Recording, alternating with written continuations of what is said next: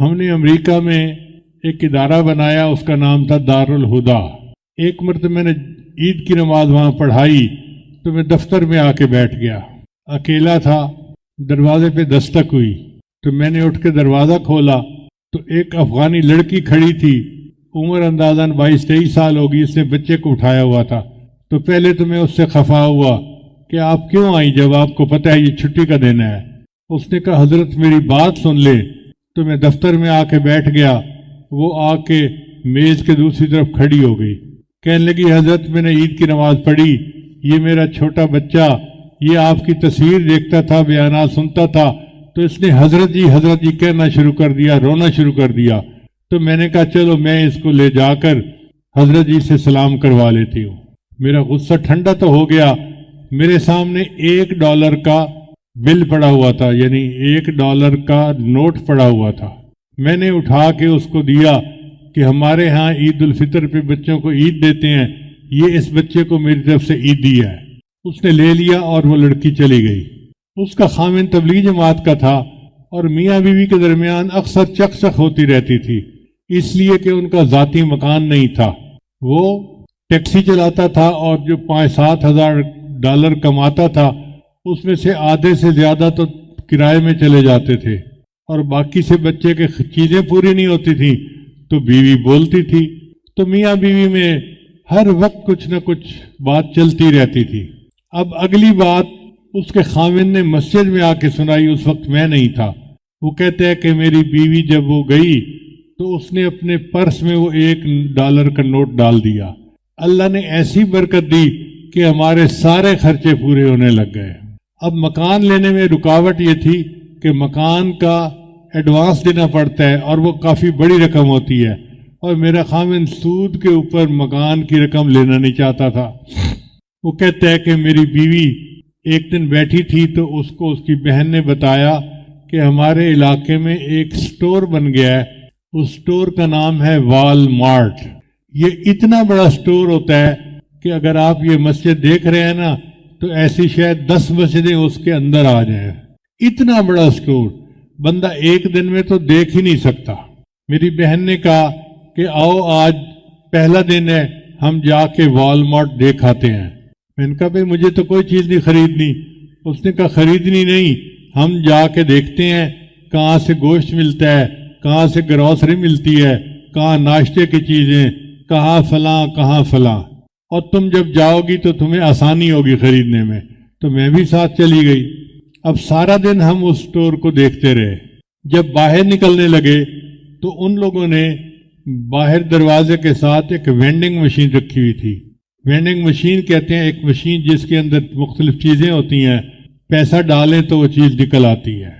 تو وہ کہتی ہے کہ جب میرے بچے نے وہ دیکھی تو اس نے پھر رونا شروع کر دیا کہ اماں مجھے یہ لے کے دو۔ اب میں پریشان کہ کہاں سے لے کے دوں۔ وہ کہتی ہے کہ میرے ذہن میں خیال آیا کہ اسی کا $1 جو عیدی کا دیا گیا تھا وہ میرے پاس موجود ہے، میں اس کو لے کے دے دیتی ہوں۔ چنانچہ میں نے وہ $1 کا نوٹ ڈالا اور ایک چیز نکلی جو اس کو میں نے کھانے کے لیے دے دی۔ میں نے اللہ کا شکر ادا کیا کہ چلو بچہ بھی مطمئن ہو گیا اور ڈالر بھی کام آ گیا۔ کہتی ہے دوسرے دن کال آئی کہ آپ نے اس دن جب افتتاح ہوا تھا کوئی چیز خریدی تھی؟ تو میں نے کہا میں نے بھی ایک چیز خریدی تھی۔ کہتے ہیں کہ تم سلپ کا نمبر بتاؤ۔ میں نے جب سلپ کا نمبر بتایا تو وہ کہنے لگے کہ اس کا انعام نکلے۔ ہم نے لکی ڈرا رکھا ہوا تھا کہ پہلے دن جو کسٹمر آ کے خریدیں گے ہم ان میں انعام بانٹیں گے۔ اب وہ آپ کا انعام نکل گیا ہے، آپ اپنے ہسبینڈ کو بھیجیں وہ انعام لے جائے۔ کہتے ہیں میرا خاوند گیا تو اس کو ایک بہترین نئی کار مل گئی 0 میٹر۔ خاوند نے مجھے آ کے کہا کہ دیکھو ہمارے پاس گاڑی تو ہے اگرچہ پرانی ہے، گزارا چل رہا ہے، ہمیں کیوں نہ گاڑی کو بیچ کے مکان کا بیانہ دے دیتے ہیں۔ چنانچہ ہم نے گاڑی کو بیچا اور وہ پہلے دن $45,000 کی بک گئی۔ یہ بڑی رقم تھی۔ وہ کہتے ہیں کہ میں نے مکان کا بیانہ دے دیا اور پھر جو ہمیں تنخواہ یعنی کمائی ہوتی تھی ہم ہر مہینے قسط دیتے تھے جو ادا ہوتی رہی، اور یوں $1 سے اللہ نے مجھے اپنا ذاتی مکان دے دیا اور میری ضروریات کو اللہ نے پورا کر دیا۔ یوں اللہ تعالیٰ رزق میں برکت دے دیتے ہیں کہ ایک ایک ڈالر سے اللہ تعالیٰ پورے پورے گھر کو عطا فرما دیتے ہیں۔ چنانچہ ہمارے قریب کے گاؤں میں ایک حاجی صاحب رہتے تھے، انہوں نے ایک عجیب واقعہ سنایا۔ وہ اس واقعے کے شاہد تھے، عینی شاہد تھے۔ کہنے لگے دیہاتی ماحول تھا، ایک گھر میں میاں بیوی میں کچھ آپس میں رنجش ہو گئی۔ جب وہ آپس میں ذرا ہاٹ ورڈ استعمال کر رہے تھے نا، عین اسی موقع پر ایک رشتہ دار مہمان آ گیا۔ اب اس گھر والے نے مہمان کو تو بیٹھک میں بٹھایا اور گھر آ کے بیوی کو کہا کہ فلاں رشتہ دار مہمان آیا ہے۔ اس نے کہا نہ کھانا تمہارے لیے نہ تمہارے مہمان کے لیے۔ ہوم گورنمنٹ جب ناراض ہوتی ہے تو کھانا پینا بند ہو جاتا ہے۔ تو وہ غصے میں تھی، اس نے کہا نہ آج تمہارے لیے نہ تمہارے مہمان کے لیے، اور دوسرے کمرے میں چلی گئی۔ اب یہ بڑا پریشان، خیر آیا مہمان کے پاس بیٹھا، اس کے ذہن میں خیال کہ بھائی مہمان آیا ہے، تھوڑی دیر میں کھانے کا وقت ہوگا، میں اس کو کیا بتاؤں کہ میرے گھر میں کیا مسئلہ۔ چنانچہ اس نے سوچا کہ یہ جو ہمارے گھر کے بالکل سامنے والے پڑوسی ہیں نا، یہ بھی رشتہ دار ہیں اور ہمارا ان کے ساتھ بہت بے تکلفی کا معاملہ ہے۔ وہ ان کے پاس گیا اور کہا جی کہ میرے گھر مہمان آیا ہے اور میری بیوی کی طبیعت ٹھیک نہیں، حالانکہ اس کی تو نیت ٹھیک نہیں تھی مگر پردے رکھنے پڑتے ہیں۔ تو کہتے ہیں کہ میری بیوی کی طبیعت ٹھیک نہیں، تو اگر آپ مہمان کا کھانا بنا دیں۔ انہوں نے کہا بہت خوشی، ہم ابھی تھوڑی دیر میں پکا کے بھیج دیتے ہیں۔ تو اس کو یہ تسلی ہو گئی کہ مہمان بھوکا نہیں رہے گا۔ چنانچہ یہ آیا مہمان کے پاس بیٹھا۔ اب تھوڑی دیر میں خیال آیا کہ مہمان کو میں لسی پانی کوئی چیز تو پلاؤں نا، اتنی دور سے آیا ہے۔ تو یہ جب گھر آیا نا اندر تو دیکھا کہ بیوی زاروں قطار رو رہی ہے۔ بڑا حیران، یہ شیرنی رونے والی تھی تو نہیں، آنسو بہا رہی ہے۔ تو جب قریب آیا تو وہ کہنے لگی بس آپ مجھے پلیز اللہ کے لیے معاف کر دیں، مجھ سے بہت غلطی ہوئی۔ تو اس نے پوچھا کہ معاملہ کیا ہوا؟ بیوی نے کہا کہ آپ کو تو میں نے نہ کر دیا کہ نہ کھانا آپ کے لیے نہ آپ کے مہمان کے لیے، مگر دل میں نے سوچا کہ لڑائی میری اور آپ کی ہے، مہمان کے ساتھ تو نہیں ہے نا، وہ تو مہمان ہے، چلو کوئی بات نہیں، میں اس کے لیے کھانا بناتی ہوں۔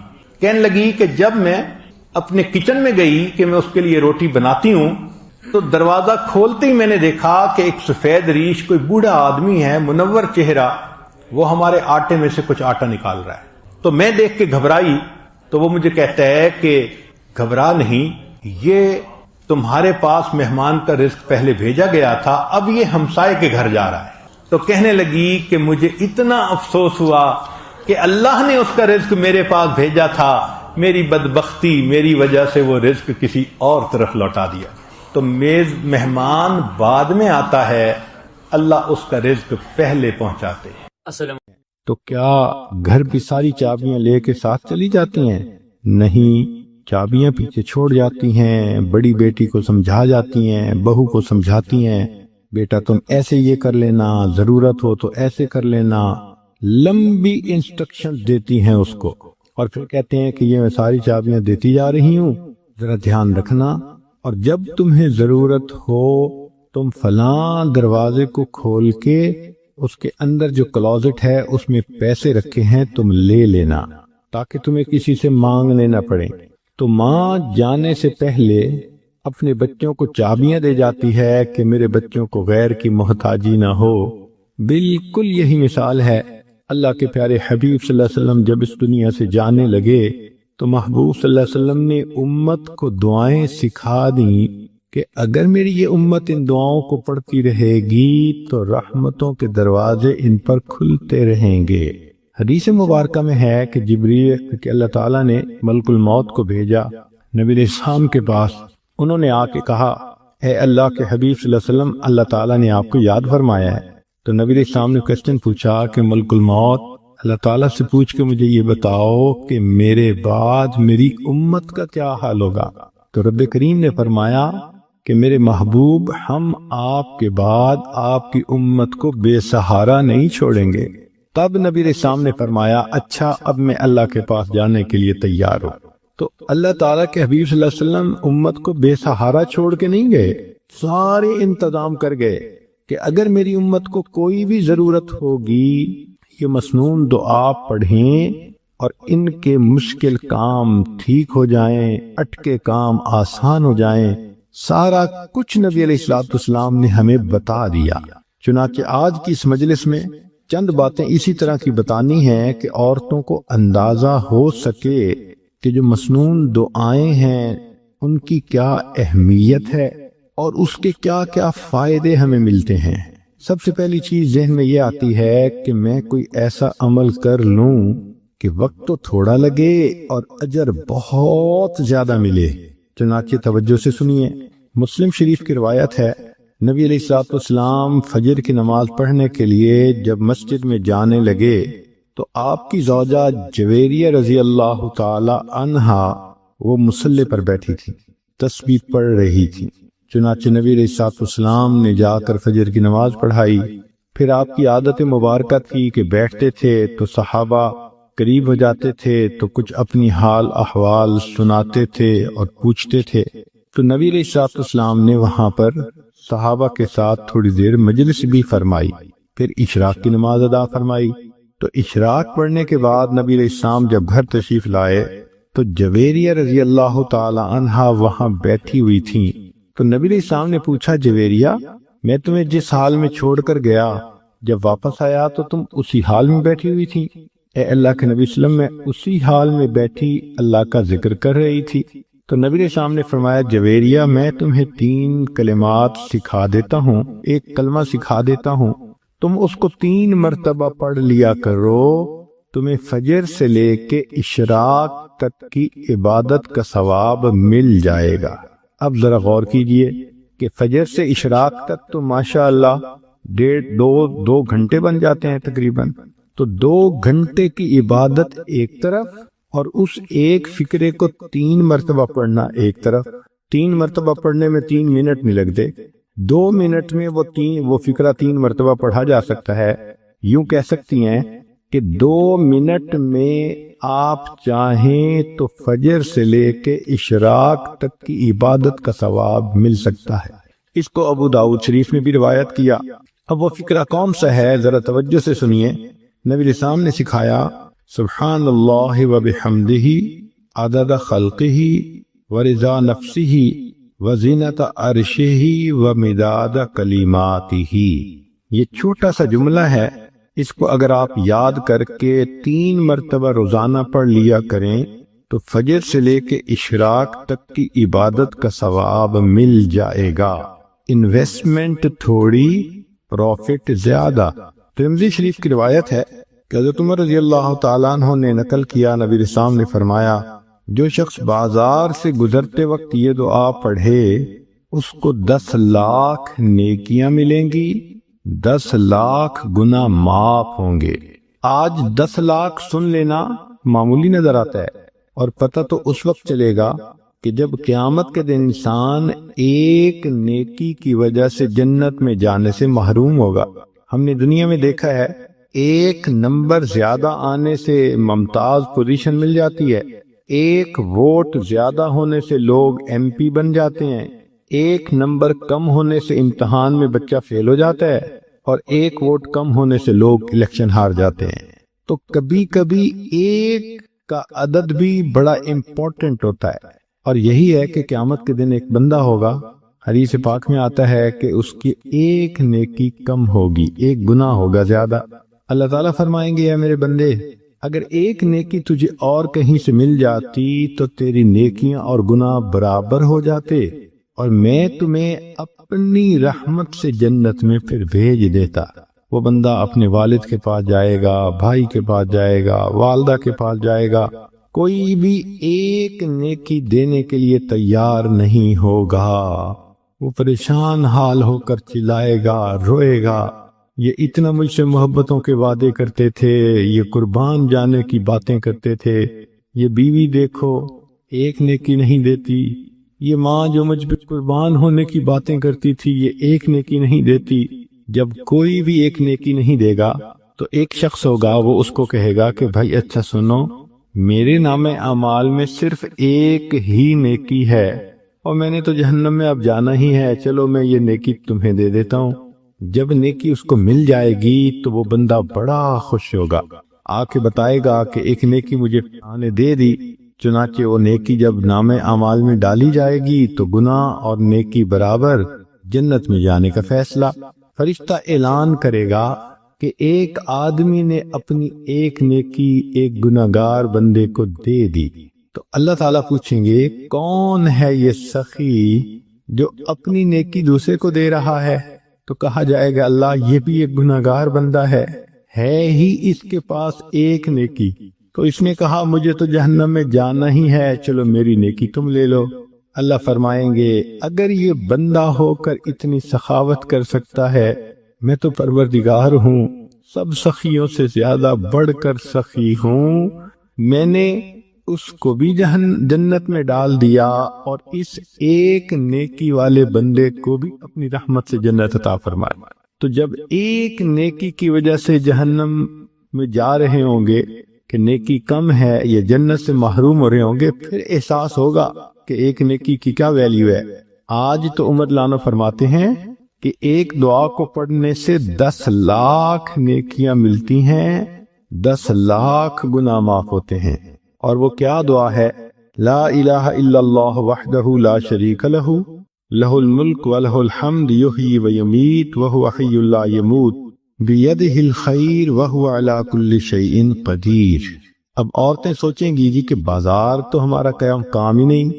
دیکھیں بعض ضروریات کے لیے عورتوں کو بازار میں جانا پڑتا ہے، جیسے اپنے پرسنل ضرورت کی چیزیں خریدنا، بچوں کی چیزیں خریدنا، تو اپنے والد کے ساتھ، خامن کے ساتھ، بھائی کے ساتھ بسا اوقات ایسی چیزیں لینے کے لیے عورتوں کو جانا پڑتا ہے۔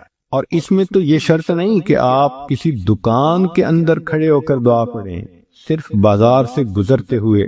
بازار کہتے ہیں ایسی جگہ جس کے دونوں طرف دکانیں ہوں، اور یہ تو موقع ہر عورت کو پیش آتا ہے۔ بچیاں اسکول آتے جاتے بازار سے گزرتی ہیں، ان کی مائیں جب لینے آتی ہیں واپس جاتی ہیں پھر بازار سے گزرتی ہیں، چاہے گاڑی میں ہی بیٹھی ہوں بازار سے گزر تو رہی ہیں۔ اس کا مطلب یہ کہ اگر آپ گاڑی پہ ہیں اور بازار سے گزر رہی ہیں تو گاڑی میں بیٹھے بیٹھے بھی یہ دعا پڑھ لیں گی تو 10 لاکھ نیکیاں ملیں گی، 10 لاکھ گناہ معاف ہو جائیں گے۔ اب آپ روزانہ کئی مرتبہ اپنے یہ عمل کر سکتی ہیں۔ آپ سوچیں اگر ڈیلی ہم کئی لاکھ گناہ معاف کروا سکیں تو کتنا فائدہ۔ مگر نبی علیہ الصلوۃ والسلام کی ان تعلیمات کو چونکہ ہم نے سیکھا نہیں، اس لیے ہم اس سے فائدے نہیں اٹھا پا سکتے۔ اب ایک اگلی بات سن لیجئے، تمیم داری رضی اللہ عنہ روایت کرتے ہیں، ترمذی کی روایت ہے، مسند احمد نے بھی اس کو نقل کیا، طبرانی نے بھی نقل کیا کہ نبی علیہ السلام نے فرمایا جو شخص 4 کلمات کو 10 دفعہ پڑھے اس کو 4 کروڑ نیکیاں مل جائیں۔ 4 کلمات کو 10 مرتبہ پڑھنے پر 4 کروڑ نیکیاں۔ کون سا کلمہ ہے؟ اشہد ان لا الہ الا اللہ وحدہ لا شریک لہ الہا واحدا احدا صمدا لم یتخذ صاحبۃ ولا ولدا ولم یکن لہ کفوا احد۔ اب کوئی بھی عورت اگر اس کو یاد کرنا چاہے تو ایک دن میں یاد کر سکتی ہے۔ اس کو 4 مرتبہ پڑھنے پر 4 کروڑ نیکیاں ملتی ہیں۔ اگلی بات سنیے کہ نبی علیہ الصلوۃ والسلام نے ارشاد فرمایا، جابر لانو اس کی روایت کرتے ہیں، شیخ الحدیث رحمۃ اللہ علیہ نے فضائل درود میں بھی اس کو نقل کیا کہ ایک درود شریف ہے، اگر اس کو پڑھا جائے تو اس کا ثواب لکھنے میں فرشتوں کو 1000 دن لگ جاتے ہیں۔ ذرا حدیث پاک کے الفاظ پہ غور کیجئے کہ وہ درود شریف 1 مرتبہ پڑھیں تو فرشتے اس کا ثواب لکھتے لکھتے 1000 دن لگا دیتے ہیں۔ اللہم رب محمد صلی علی محمد وعلی آل محمد وجز محمدا صلی اللہ علیہ وسلم ما هو اہلہ۔ ایک اور حدیث مبارکہ ہے کہ ایک ایسا کلمہ ہے، عبداللہ ابن مبارک رحمت اللہ علیہ کی روایت ہے، وہ فرماتے ہیں کہ اگر اس کو پڑھ لیا جائے تو اتنا ثواب کہ فرشتوں کے لیے ثواب کا لکھنا بھی بوجھ بن جاتا ہے، مشکل ہوتی ہے، وہ فرشتوں کو بھی تھکا دیتا ہے۔ ہمیں اس کا تجربہ ہوا ایک مشین کہلاتی ہے پلاٹر، اس کے اوپر بلڈنگ کی ڈرائنگ بناتے ہیں۔ چنانچہ ہم نے ایک مرتبہ ڈرائنگ بنوانی تھی، وہ کافی بڑی ڈرائنگ تھی، بڑی ڈیٹیلز تھیں۔ ہم نے جب پلاٹر کا بٹن آن کیا تو اللہ کی شان کے کمانڈ دینے کے بعد 9 گھنٹے تک وہ پلاٹر مستقل چلتا رہا، تب جا کر ڈرائنگ مکمل ہوئی۔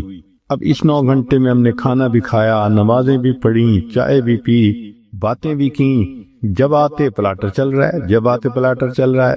تو میرے ساتھی کہنے لگے کہ حضرت 9 گھنٹے سے نان سٹاپ یہ پلاٹر چل رہا ہے، اس نے تو ہمیں تھکا دیا۔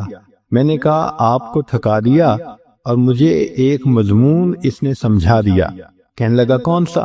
میں نے کہا کہ نبی علیہ الصلوۃ والسلام کی حدیث ہے، عبداللہ ابن مرلان نے فرمایا کہ جو شخص یہ کلمہ پڑھے تو اس کا ثواب اتنا زیادہ کہ فرشتے لکھتے لکھتے تھک جاتے ہیں۔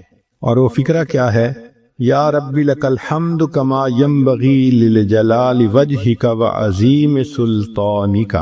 اتنا چھوٹا سا فکرہ ہے، یا ربی لک الحمد کما ینبغی لجلال وجہک وعظیم سلطانک۔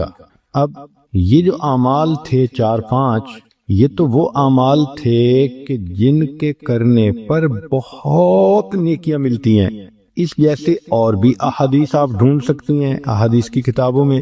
ہم نے تو نمونے کے طور پہ چند احادیث پیش کر دیں۔ اب کبھی کبھی ذہن کے اندر یہ ہوتا ہے کہ میں لوگوں سے دعا کرواؤں، چنانچہ کوئی ماں باپ سے دعا کرواتا ہے، کوئی پیر استاد سے دعا کرواتا ہے، کوئی بڑوں سے دعا کرواتا ہے۔ دعائیں لے کے ہمیں خوشی ہوتی ہے، اور یہ واقعی اچھی عادت بھی ہے کہ انسان دعاؤں کے لیے کسی کو کہے، اور اگر کسی کو کسی ولی کی دعائیں ملیں تو سبحان اللہ، اور اگر کسی معصوم کی دعائیں ملیں تو وہ تو اور بھی زیادہ اعلیٰ بات ہے۔ اور نے توجہ سے سنیں کہ ایک آیت ہے، 3 آیتیں ہیں۔ معقل بن یسار رضی اللہ تعالیٰ عنہ فرماتے ہیں کہ نبی اسلام نے بتلایا کہ جو شخص ان 3 آیتوں کو صبح اور شام پڑھ لے گا تو 70,000 فرشتے اس کے لیے دعائے رحمت کریں گے۔ ایک ولی تو پھر بھی ولی ہے، کتنے گناہ ذمے ہوں گے چھوٹے یا بڑے، مگر فرشتے تو معصوم ہوتے ہیں۔ فرشتے اس بندے کے لیے صبح و شام دعا کرتے ہیں۔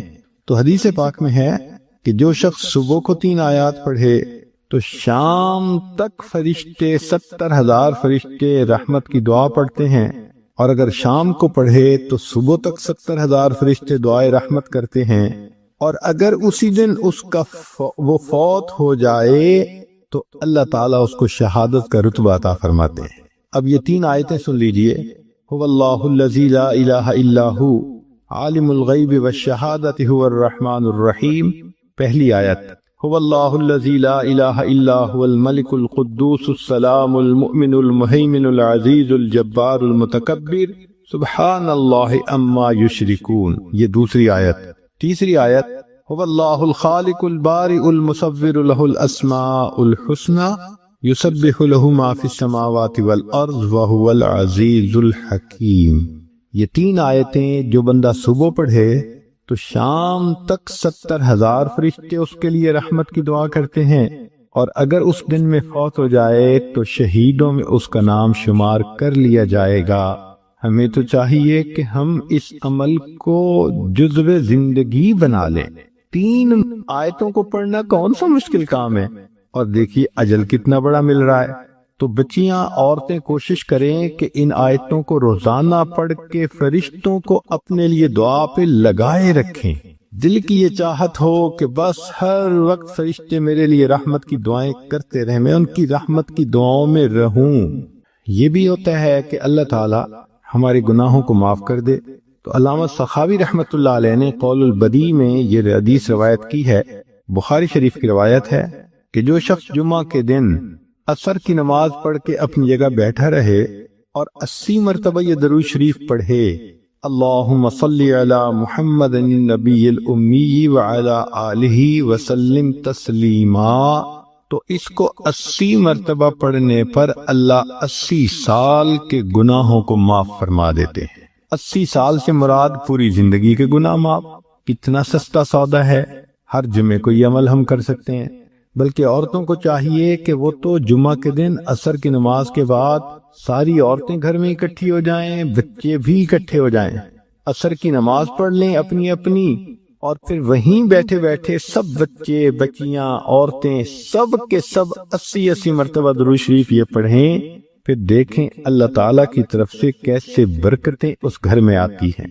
ایک حدیث پاک میں ہے، جو شخص نماز فجر سے پہلے 3 مرتبہ یہ کلمہ پڑھے اللہ اس کے گناہ معاف کر دیتے ہیں، اگرچہ سمندر کی جھاگ کے برابر کیوں نہ ہوں۔ اور وہ فکرہ ہے، استغفر اللہ الذی لا الہ الا هو الحی القیوم واتوب الیہ۔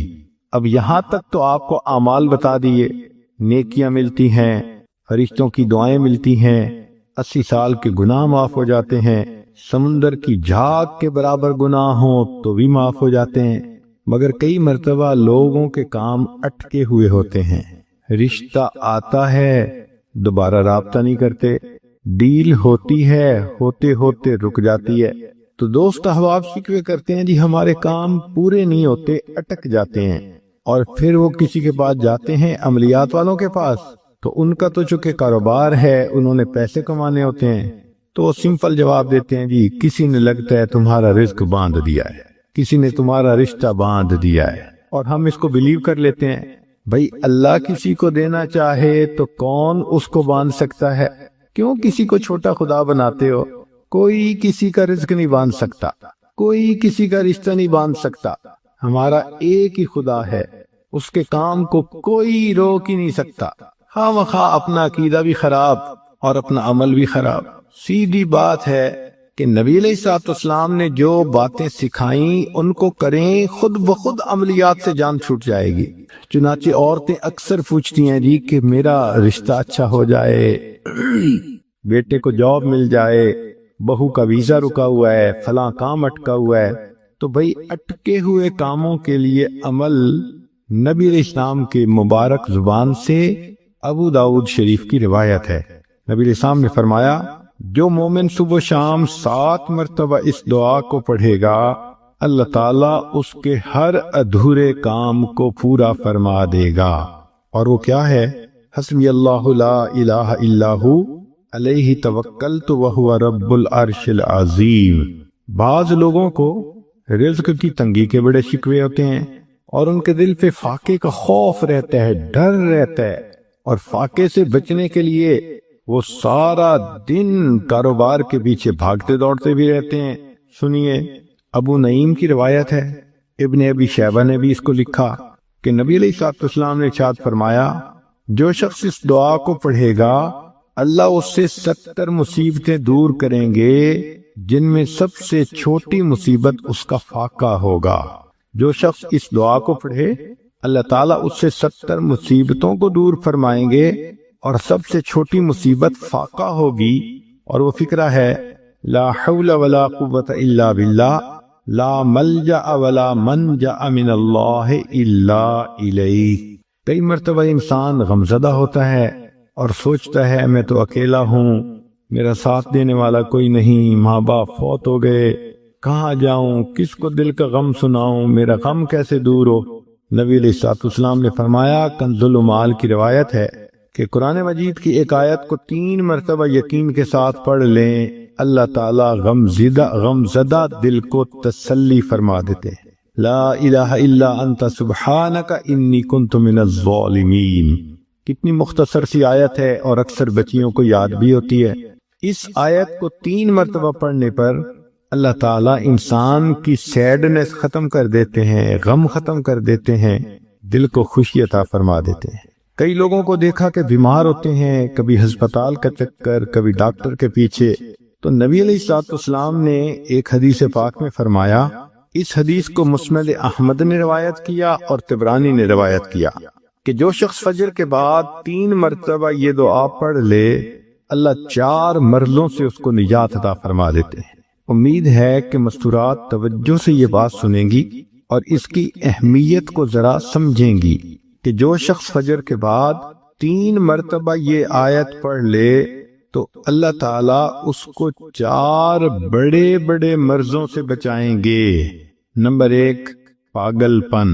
اگر کوئی آدمی مینٹلی انبیلنسڈ ہو، ریٹارڈڈ ہو، یا جس بندے کو چیزیں بھول جاتی ہوں یا چیزیں یاد نہ رہتی ہوں، ذہن سے متعلقہ جو بیماریاں ہیں وہ اسی پاگل پن کے زمرے میں آئیں گی. یا کسی کو مرگی کی بیماری ہوتی ہے وہ بھی اسی زمرے میں آئے گی. تو پہلی بیماری جو اللہ تعالیٰ دور کرتے ہیں وہ ہے پاگل پن. اور دوسری بیماری کوڑ پن.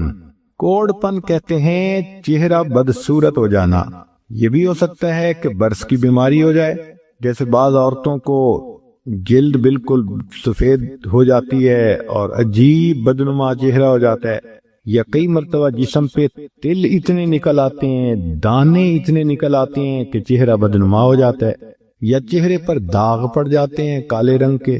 تو چہرے پہ داغ پڑیں، چہرے پہ دانے بنیں، یا چہرے پہ برس کے نشان پڑیں، کوئی بھی چیز ہوگی وہ اسی کوڑ پن کے زمرے میں شامل ہوگی جس سے کہ چہرہ انسان کا بدصورت ہوتا ہو. یہ بیماری بھی اللہ دور فرما دیں گے. اب جن بیچاریوں کو بیوٹی پارلر پہ جانے کا شوق رہتا ہے اور اپنے فیس پہ پتہ نہیں کیا کیا پروسیس وہ کرواتی ہیں، تو ان کو تو چاہیے کہ وہ اس آیت کو یا اس فکرے کو بار بار پڑھیں تاکہ اللہ تعالیٰ ان کے چہروں کی خوبصورتی دیر تک سلامت رکھیں. اور تیسری چیز ہے اندھا پن. اندھے پن سے مراد یہ کہ آنکھوں کی بینائی ہی چلی گئی، یا آنکھوں میں موتیا بند آ گیا، یا آنکھوں پہ اینک لگانی پڑ گئی. یہ سب ایک ہی بیماری کی تفصیلات ہیں. تو جن کی نظر کمزور وہ بھی پڑھ سکتی ہیں، یا جن کو لینز لگانے پڑتے ہیں، کنٹیکٹ لینز صحیح یا کوئی اور، اس مصیبت سے بھی جان چھوٹ گئی. اور جن کی بینائی چلی گئی اللہ ان کے لیے بھی آسانیاں فرما دیتے ہیں. تو پاگل پن کی بیماری ختم، کوڑ پن کی بیماری ختم، اندھے پن کی بیماری ختم، اور چوتھا فرمایا فالج کی بیماری ختم. فالج ایک تو ہوتا ہے کہ انسان کا ہاتھ یا پاؤں کام ہی نہ کریں، اور ایک یہ بھی ہوتا ہے کہ اتنی ویکنس کہ عورت کہتی ہے مجھ سے تو کھڑا ہی نہیں ہوا جاتا، میرے پاؤں سن ہو جاتے ہیں، میرے ہاتھ سن ہو جاتے ہیں.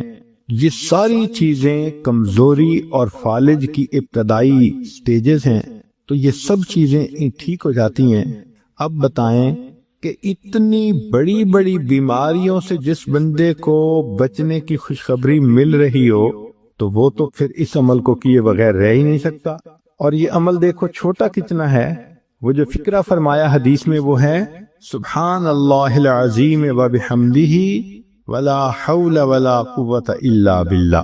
اتنا سا فکرہ پڑھنے پر اللہ چہرہ بھی پر نور بنا دیتے ہیں، میموری بھی تیز کر دیتے ہیں، اللہ تعالیٰ بینائی بھی تیز کر دیتے ہیں، اور اللہ تعالیٰ جسم میں طاقت بھی بھر دیتے ہیں.